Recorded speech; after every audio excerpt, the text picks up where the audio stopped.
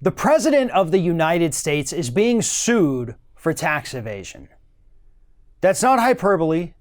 That's not speculation. That is actually what is happening in a courtroom in the state of New York right now. The President of the United States is being sued for tax evasion. Here's the little twist here. It's not for tax evasion here in the United States. It's tax evasion in Panama. Now, this is a story that we have discussed in the past. I laid out all the details, but to give you the nutshell version, here it is. Donald Trump, and he had his Panama resort down there, the Ocean Resort. He had other investors that were there. Each of the investors, including Donald Trump, had an agreement. You get your cut of the profits. You have to set whatever percentage it was aside. I think it was 12%, maybe. You have to put that aside so that when it comes time to pay the taxes, we all chip in our 12%, we pay the tax. That's how it works. Trump didn't want to do that. He put his 12% aside and then used it to pay himself and his kids. And Ivanka was neck deep in this little scandal as well. So when it came time to pay the tax bill, everybody sends in their 12% or whatever percentage it was. And then come to find out, the Panama government reaches out to these investors and says, hey, you guys are short on your taxes here. What gives? And they found out that Donald Trump was the one who hadn't been paying. Now they're in trouble with the government. And he defrauded all of them by saying that, oh, no, I paid it.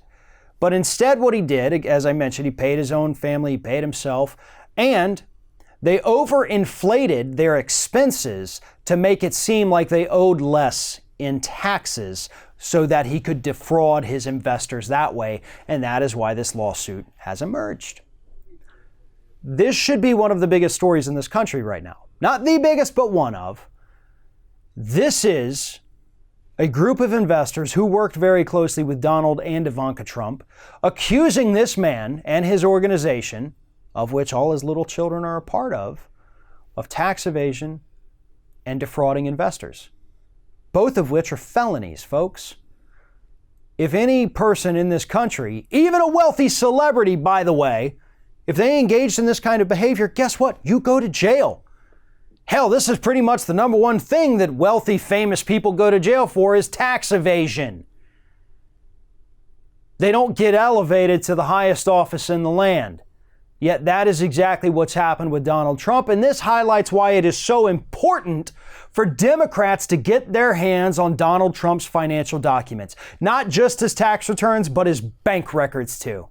And I know they're fighting for those in court right now. They've been winning. But we have to know what's going on here. When you have multiple different groups who have worked with Donald Trump on various different projects in various parts of the world at various points in his life, and they all routinely say the man is a cheat, the man is a fraud, the man is a liar, the man is a thief, then I think it's time we start taking them very seriously and we act and find the evidence to back up these allegations. Because it's not a one-off here or a one-off there. At this point, it's becoming every person that this man has ever actually tried to work with has now come forward and said, you know what?